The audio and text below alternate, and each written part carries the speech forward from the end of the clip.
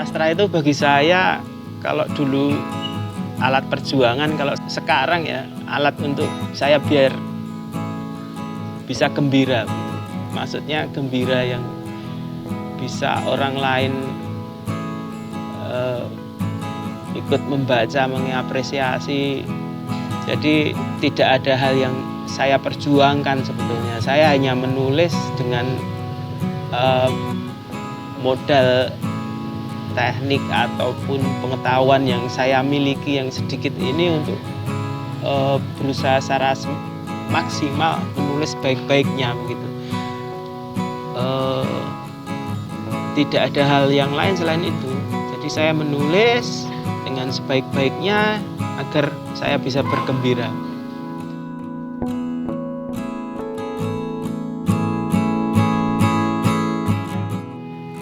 Saya lahir dan besar di Gunung Kidul, lebih khususnya di kompleks Pasar Wonosari ya, Pasar Argosari. Nah, saya tumbuh dari sebuah lingkungan yang sebetulnya tidak mendukung untuk urusan-urusan literasi ya, baca buku dan seterusnya. Sebetulnya tidak. Tetapi pada masa kecil ada satu perpustakaan yang dikelola oleh seorang guru yang itu buku-bukunya banyak, buku-bukunya disukai anak-anak dan itu disewakan ya. Nyaris setiap hari ramai anak-anak remaja menyewa itu maksimal 2 buah judul buku dan kemudian dikembalikan dalam jangka berapa hari. Ada tenggatnya begitu. Nah, itu satu peristiwa yang saya tangkap dan sampai sekarang masih teringat dalam memori saya. Nah, yang kedua itu kehidupan di sekolah ya, terutama di SMA. Ada satu guru bahasa Indonesia saya yang mengenalkan karya sastra ya, buku-buku sastra seperti Linus Riyadi, W.S. Rendra, Taufik Ismail, dan seterusnya itu. Ada banyak sekali yang dikenalkan. Saya meminjam ke rumahnya dan membacanya, itu SMA. Guru ini selain mengenalkan tapi juga memberikan motivasi. Misalnya siswa-siswa di kelas saya diminta untuk menuliskan karangan atau tugas. Nah, itu hal yang menarik adalah beliau ini memberikan semangat ya. Jadi menumbuhkan.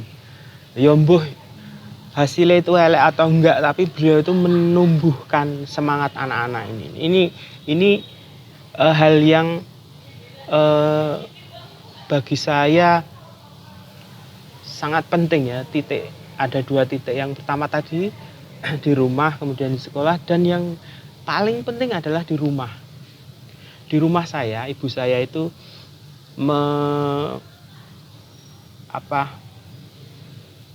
langganan ada majalah Gatot Kaca, Minggu Pagi, dan KR waktu itu ya, produknya Mangkubumi ini. Semua keluarga saya senang membaca koran dan majalah. Ada kakak yang senang membaca politik, saya juga ikut-ikutan. Ada yang suka olahraga, saya ikut-ikutan. Ada yang suka klenik, saya juga ikut-ikutan. Akhirnya saya membaca semuanya, kecuali satu, sastra. Nah, ini sastra ini yang membaca sepertinya hanya saya. Karena di lingkungan dan di sekolah itu pokoknya seperti tumbuh leh tutup gitu. Ya udah, akhirnya saya membaca sastra dari situ. Saya mengenal Suminto Asayuti dari Minggu Pagi, KR, dan sastrawan yang lain di Jogja ini. Nah, yang saya tekankan di sini adalah pada masa kecil saya, pada masa remaja saya, ada 3 hal yang membentuk diri saya, yaitu lingkungan rumah melalui ibu saya dan kakak-kakak saya, kemudian lingkungan ketika tetangga saya punya perpustakaan, punya persewaan buku, kemudian di sekolah ya. Itu barangkali yang memberikan energi bagi saya untuk terus membaca. C. Anderson, karya-karya terjemahan anak-anak waktu itu sangat penting. Termasuk komik ya, Koping Ho dan seterusnya, itu bagi saya itu satu energi untuk terus membaca terutama ya. Nah, itu di kampung halaman saya ya, katakanlah itu di Gunung Kidul. Dan kebetulan waktu SMA itu saya berkenalan dengan satu teman yang entah dulu ketemunya bagaimana, beda sekolah dan rumah kami berjauhan tapi bisa ketemu. Namanya Wage ya, Wage Daksinarga. Ini sutradara teater Sego Gure. Sekitar kelas 1 atau kelas 2 SMA itu kami ketemu dan berbincang tentang teater dan sastra. Saling diskusi mengenai tokoh-tokoh sastra seperti Tolstoy, ada karya-karya sastra yang lain, Malam Jahanam, yang dasar-dasar begitu saya jadi mengenal dari dia. Dan saya mengenal lebih jauh majalah Horizon misalnya, itu dari dia. Dan itu sangat penting ya. Nah, ini Gunung Kidul yang berkaitan dengan bagaimana saya membaca, itu ada di situ. Nah, kalau bagaimana Gunung Kidul itu menjadi bahan atau konten saya dalam menulis, ini satu hal yang memerlukan proses tersendiri.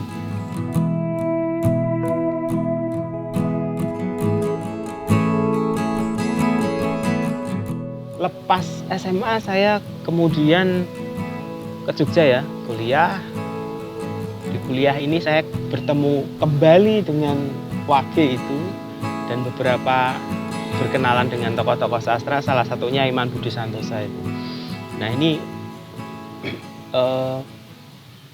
menarik karena yang memberikan pengenalan terhadap bahan yang harus saya tulis itu dari orang-orang yang saya temui ini. Dulu ketika awal-awal saya belajar menulis, yang saya tuliskan adalah sesuatu yang besar ya, sesuatu yang besar. Sesuatu yang jauh lah begitu. Misalnya tentang negara, tentang kalau tema ya tema-tema kemerdekaan, nah begitu. Begitu mengenal Iman Budi Santoso itu salah satu lontarannya adalah menulislah yang kecil-kecil, yang dekat dengan kamu. Kemudian saya teringat kampung halaman saya. Menulis tentang Gunung Kidul pun waktu awal-awal menulis yang besar-besar juga. Tentang kekeringan, tandus, pariwisata. Nah, bagaimana kemudian itu ternyata masih terasa berjarak ya. Saya orang Gunung Kidul menulis tentang Gunung Kidul tapi rasanya masih berjarak. Bagaimana sih biar bisa dekat? Nah, ini memerlukan proses yang sangat panjang ya, yang cukup panjang. Saya jadi teringat lontaran orang bijak ya, saya lupa siapa yang namanya. Kemarin saya pintar, saya ingin mengubah dunia. Hari ini saya bijak, saya ingin mengubah diri sendiri. Kurang lebih begitu. Saya lupa siapa yang ngomong. Tapi omongan ini menjadikan saya berpikir ulang tentang apa yang harus saya tuliskan. Saya kemudian belajar banyak lagi, menyimak obrolan-obrolan orang-orang pintar ya. Oh, ternyata begini. Saya pelan-pelan, prosesnya cukup lama itu, kemudian menemukan oh ini loh saya, oh ini loh yang harus saya tulis begitu. Nah, di Jogja ini saya tumbuh di banyak tempat ya, selain di kampus di Karangmalang, saya tumbuh di komunitas-komunitas, tidak hanya satu tapi ada beberapa yang saya sambangi, dan ada banyak tokoh juga yang saya datangi begitu. Jadi kalau istilahnya nyantrik juga bukan, tapi kalau intens juga bisa dibilang intens juga begitu. Jadi kemudian tempat-tempat ini, orang-orang ini memberikan perubahan yang cukup besar pada diri saya dalam menuliskannya. Misalnya di AKY. Di AKY itu, Akademi Kebudayaan Yogyakarta, itu saya dikenalkan bagaimana kita harus memiliki cara pandang tentang kerakyatan, dekat dengan masyarakat, persoalan-persoalan apa saja yang ada di dalamnya. Kemudian saya menyelami di situ. Itu langsung ya.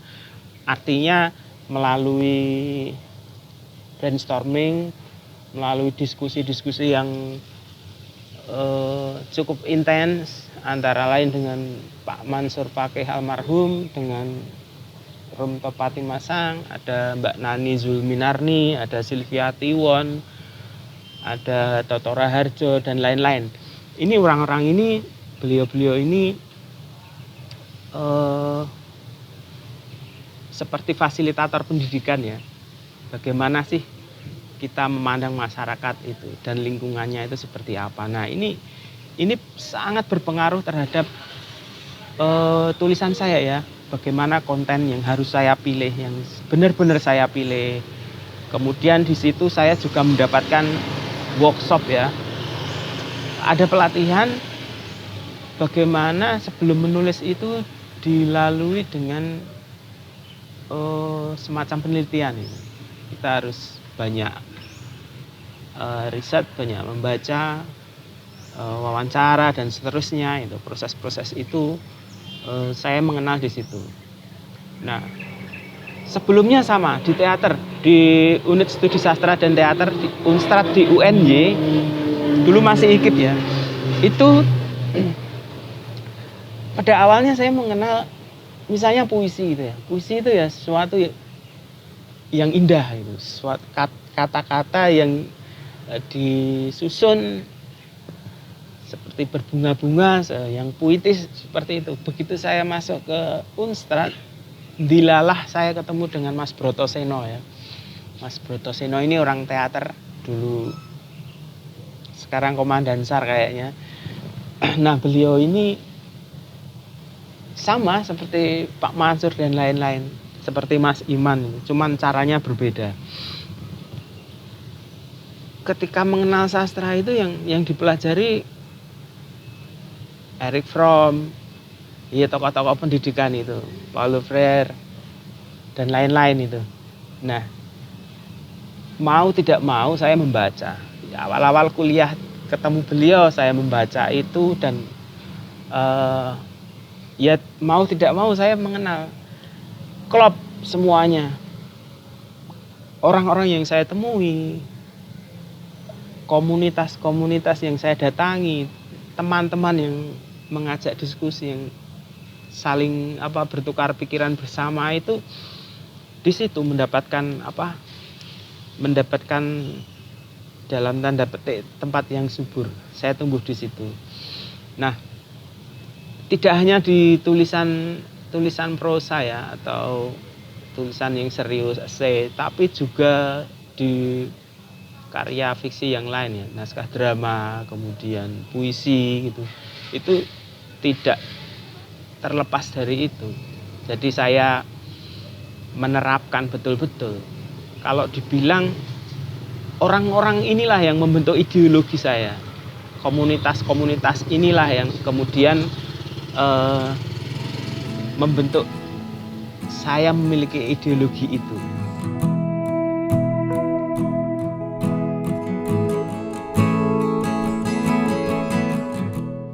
Tahun 98 ya, dan menuju tahun 2000-an itu tahun ketika teman-teman tumbuh dalam satu perubahan ya. Secara politik iya, secara estetik iya. Saya bertemu dengan beberapa teman yang menulis sekaligus dia aktivis ya. Kayak Anas Sahrul Alimi, ada Bakar Wibowo, ada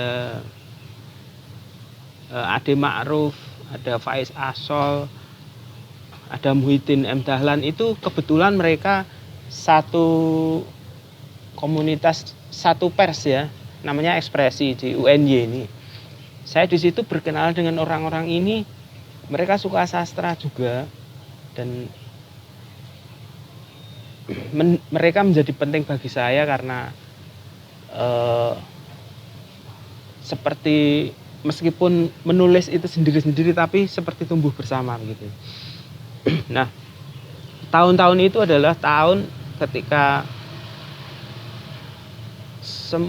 mungkin semua ya, semua orang tumbuh dalam satu media yang membesarkan teman-teman saya itu, memberikan energi sendiri bagaimana tumbuh bersama media ya. Media ini media massa ya, koran, majalah dan lain-lain. Nah, teman-teman yang tadi saya sebutkan namanya dalam pers ini sama dengan teman-teman yang lain. Jadi mereka membentuk dan melahirkan media juga, termasuk melahirkan penerbit-penerbit seperti Jendela, kemudian Pustaka Sufi, dan lain-lain ya. Nah, ini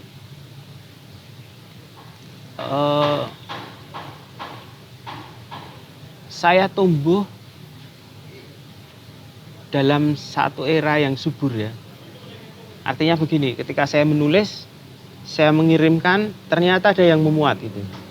Di Jogja ada Minggu Pagi, ada Bernas, ada Kedaulatan Rakyat. Hampir semua media di Jogja ini saya kirimi, termasuk di luar ya, seperti Media Indonesia, Kompas, Tempo itu.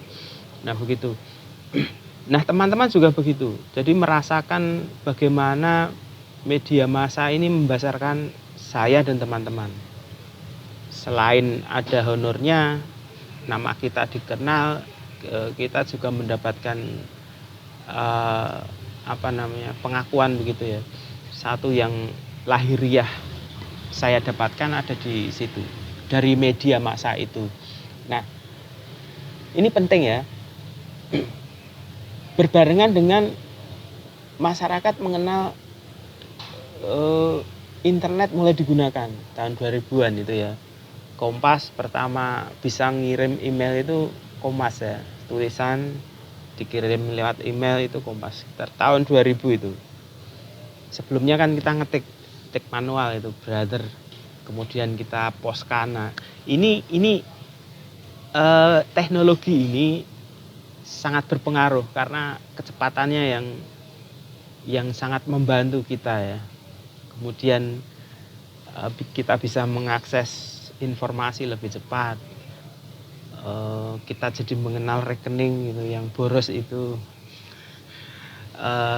Kita jadi bisa berteman dengan banyak teman di luar daerah dengan cepat. Saya mengenal dan ada yang sampai sekarang belum pernah ketemu ya, meskipun intens berhubungan lewat media, tapi belum pernah ketemu sampai sekarang, misalnya begitu. Tapi ini kembali tadi, media dan pengenalan teknologi tahun 2000-an ini menjadi titik tolak teman-teman dan saya untuk tumbuh ya, untuk tumbuh lebih baik lagi gitu. Bagaimana menggunakan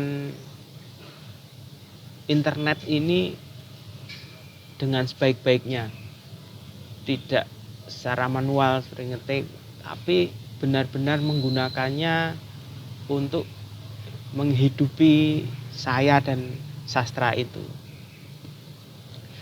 Dulu di awal ketika saya pengen membaca buku, pengen mencari informasi ya saya harus ke perpustakaan, harus mencari rak demi rak dalam katalog, itu manual banget. Tapi ketika tahun-tahun itu saya mulai mengenal dan saya harus belajar, belajar membuat email, belajar mengirimkan, kemudian bagaimana mencari informasi dengan cepat, dengan nyaman, tidak kesasar itu seperti apa, ini belajar tertatih-tatih ya, seperti dulu pertama Soekarno belajar bahasa Indonesia ya, menggunakan bahasa negara ini. Saya membayangkan seperti itu ya. Jadi kita belajarnya tidak cepat, tapi ya melalui proses begitu. Nah, di tahun 2000-an ini pasca 98 ini, media itu seperti saya pandang instan juga melahirkan saya. Saya jadi cepat dikenal karena sering karya saya sering dimuat di koran ya. Ada puisi, cerpen, esai, ada resensi begitu.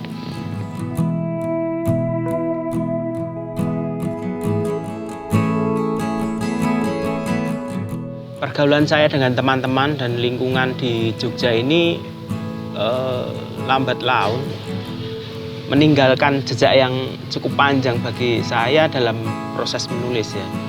Akhirnya karya-karya saya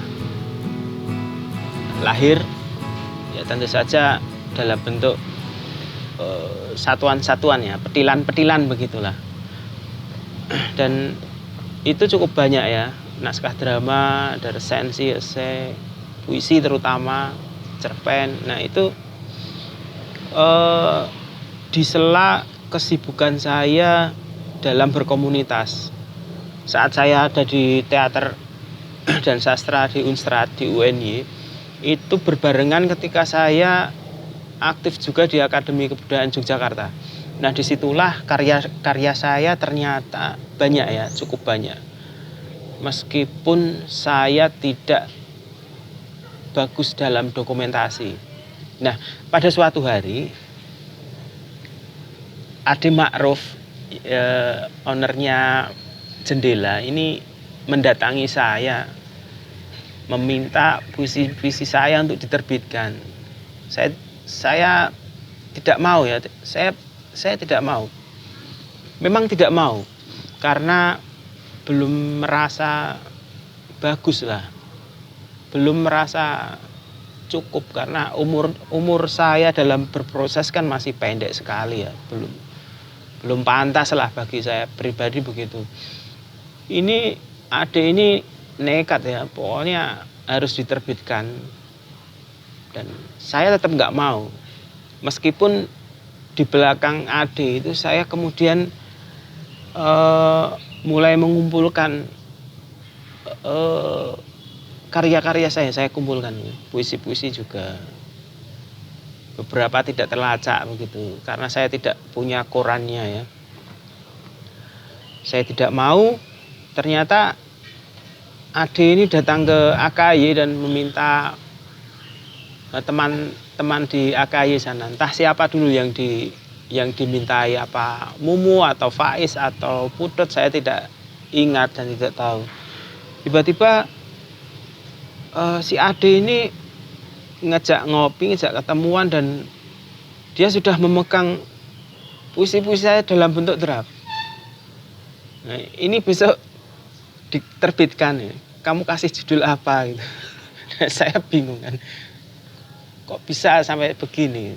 Ternyata naskah-naskah saya dicolong dalam tanda kutip gitu. Ada teman yang mengumpulkan sendiri kemudian diterbitkan gitu. Saya kaget. Dan ya udah, mau nggak mau segera diterbitkan karena kata Ade begini, udahlah ini diterbitkan bukan karena apa-apa, tapi yang jelas Jendela perusahaan ini punya laba yang itu harus dihibahkan gitu, tanda kutip dihibahkan, dan dia memilih karya-karya saya untuk diterbitkan. Nah ya oke lah, saya kasih judul, saya sudah oke dengan puisi-puisi yang dipilihnya, kasih pengantar sama Raudal waktu itu. Dan di luar dugaan buku itu ternyata laris ya, sampai cetak ulang berapa kali gitu waktu itu. Kaget juga, Ade juga kaget. Oh ini padahal cuma untuk senang-senang aja, biar kita gembira lah, ada teman yang menerbitkan buku puisi itu sesuatu yang sangat luar biasa, dan Ade merasa sudah itu pun sudah sangat senang. Tidak mencari laba lah waktu itu, tapi begitu itu ternyata laku itu, ya udah dilanjutkan gitu. Nah, kemudian lanjut ke karya yang lain seperti cerpen dan lain-lain. Nah, dari buku ini, buku pertama saya, buku kumpulan puisi Tuhan Aku Lupa Menulis Sajak Cinta, kemudian berlanjut ke karya yang lain. Saya menulis itu dengan perencanaan ya, bukan sambil jalan begitu. Meskipun itu buku kumpulan ya, buku kumpulan puisi misalnya, saya rencanakan betul-betul. Apalagi setelah buku pertama itu, saya ingin menulis buku tentang ini, yang begini. Misalnya buku cerpen ya, buku Guru Cantik. Saya ingin menulis tentang pendidikan, khususnya tentang guru, khususnya tentang perempuan, beserta masalah-masalah guru perempuan ini.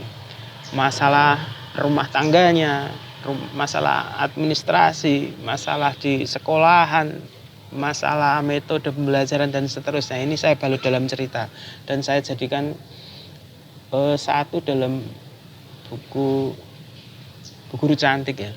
Begitu pula ketika menulis yang lain seperti Seni Menulis Puisi ya. Itu buku bagaimana pengalaman saya menulis puisi itu dengan cara ini. Saya praktekkan ketika saya diundang untuk mengisi pelatihan menulis puisi di mana. Saya kumpulkan dalam satu file, dalam satu folder. Kemudian diundang di mana, saya menggunakan cara yang lain. Oh, cara ini. Saya dokumentasikan, saya jadikan dalam satu folder. Begitu seterusnya. Ternyata cara itu yang sudah saya tuliskan dan sudah saya praktekkan, baik saya praktekkan sendiri selama berproses maupun ketika saya praktekkan ketika saya memberikan pelatihan menulis. Nah, ini jadi bertumpuk seperti tabungan itu banyak. Kemudian jadilah buku Seni Menulis Puisi. Saya ingin menulis yang seperti itu. Alasannya apa sih? Yang pertama karena banyak teman-teman, karena saya sekolah di IKIP, teman-teman saya guru banyak yang bertanya bagaimana sih cara menulis puisi itu. Nah, saya memberikan itu, memberikan ke teman-teman dalam bentuk file itu, saya kirimkan begitu. Dan kadang saya diundang ke sana, bagaimana sih mempraktekkan itu. Nah, dari situ keresahan saya bisa terjawab lah. Paling tidak ini loh, kalau ada teman-teman guru yang atau siapapun yang ingin menulis puisi atau mengajarkan menulis puisi, ada bukunya. Nah, alasan yang kedua karena setahu saya di Indonesia belum ada ya buku bagaimana sih menulis puisi itu. Setahu saya belum ada ya. Kalaupun ada itu lebih banyak tentang proses kreatif ya. Itu banyak kalau proses kreatif. Nah, saya merencanakan itu dan mewujudkannya. Bagaimana sih cara metode menulis puisi itu bagaimana, termasuk bagaimana cara mengajarkannya. Dan buku-buku yang lain juga begitu. Saya ingin menulis buku tentang anak yang itu bisa saya bacakan pada anak saya ketika nanti anak saya yang masih bayi itu beranjak menjadi anak-anak itu. Saya ingin buku ini jadi, dan nanti ketika saya menjadi bapak ingin saya bacakan di depan dia. Ini sesuatu yang membanggakan bagi saya sendiri tentu saja. Dan begitu terus. Ada hal yang ingin saya sampaikan ke banyak orang. Saya persiapkan dengan sebaik-baiknya sesuai dengan kemampuan saya. Usaha-usaha yang harus saya lakukan apa saja, bertanya kian kemari, diskusi dengan istri saya, kalau buku seperti ini bagaimana gitu. Nah, itu yang kemudian lahirlah buku-buku yang saya tulis ya. Ada buku anak, ada buku esai, buku bahasa, buku bagaimana menulis puisi, buku novel anak dan lain-lain. Nah, ini satu apa namanya? Kalau bahasanya Mas Iman ya harus diperjuangkan. Harus ada hal yang ingin kamu tulis, ingin kamu sampaikan dan nanti memberikan sebanyak mungkin kepada pembaca. Nah, ini saya kira yang kemudian membentuk saya bagaimana sih buku itu memang serius gitu. Mulai dari awal dipikirkan sampai usaha-usaha saya yang kadang kesandung-sandung begitu. Nah, ini akan terasa lega, akan terasa membahagiakan saya ketika buku ini sudah terbit.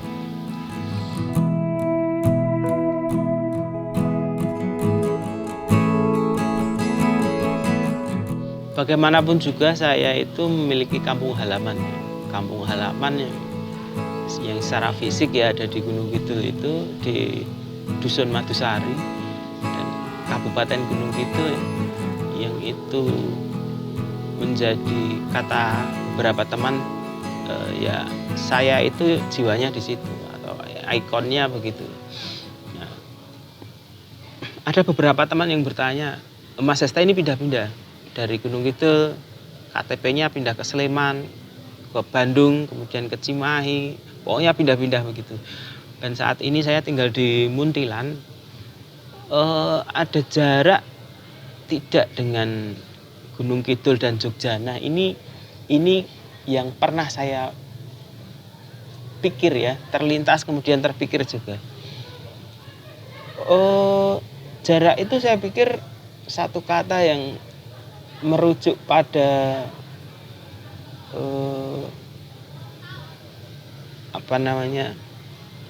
tempat ya, dari satu tempat ke tempat lain. Tetapi sepertinya saya tidak merasa punya keberjarakan dengan kampung halaman saya. Saya masih Gunung Kidul, menulis juga tentang sana. Jogja juga sama. Bahkan seperti mendapat bukan kedalaman ya. Seperti apa yang dulu saya alami, saya dapatkan itu jadi ngenepnya malah akhir-akhir ini begitu. Ini tentu saja prosesnya panjang ya, dan saya semakin intens dalam beberapa hal untuk belajar lagi tentang Gunung Kidul, tentang Jogja begitu. Tidak lantas saya meninggalkan, tidak lantas saya belajar yang lain dan melupakan Gunung Kidul dan Jogja, tidak seperti itu. Ada hal yang ternyata yang dulu dekat itu seperti hilang karena tidak pernah terpakai, seperti bahasa, seperti tradisi-tradisi Jawa. Nah, ini otomatis ya, karena lama dan itu mungkin yang oleh teman-teman dibilang berjarak. Termasuk juga jarak tempat ini yang tentu saja saya jarang bertemu. Kalaupun bertemu itu setahun sekali atau bahkan beberapa tahun tidak ketemu. Karena saya ketika mudik tidak pernah ketemu dengan teman-teman, dengan komunitas-komunitas itu. Nah, ini yang menarik karena jarak itu sebetulnya dengan sendirinya hal-hal yang ada dulu dekat itu bisa jadi lama-lama hilang, seperti menjadi kenangan yang kemudian lambat laun akan hilang, tapi tidak bisa hilang sama sekali. Makanya dalam fase-fase saat ini saya sedang menulis tentang Gunung Kidul ya, buku non fiksi dan satu cerita bahasa Jawa ini dalam proses terbit. Itu banyak menyinggung tentang masyarakat di kampung saya dan beberapa fragmen-fragmen yang ada di Jogja. Ini saya jadikan cerita ya dalam bahasa Jawa. Nah, ini saya belajar lagi menjadi Gunung Kidul, belajar lagi menjadi Jogja, mengingat dengan usaha yang luar biasa. Kadang kalau ingatan saya sudah lemah gitu, saya bertanya ke teman-teman atau bertanya ke buku gitu, tentang idiom-idiom Jogja, tentang falsafah Jawa dan lain-lain itu. Pisuan-pisuan yang sekarang sudah tidak ada di kampung saya di Jogja itu saya keluarkan lagi untuk mengenang bahwa pada zaman dulu ketika saya kecil ini ada. Mungkin belum ditulis oleh orang. Masalah-masalah yang melilit rakyat kecil di sekitar kampung halaman saya tulis kembali yang mungkin oleh orang lain pada saat itu dan pada saat ini belum ditulis oleh orang. Itu saya tuliskan. Begitu. Jadi saya tidak pernah merasa ada jarak ya. Kalaupun itu jarak secara batin gitu ya, itu bisa diakali dengan teknologi itu tadi ya, dengan WA, dengan telepon dan lain sebagainya, dan ini menggembirakan bagi saya.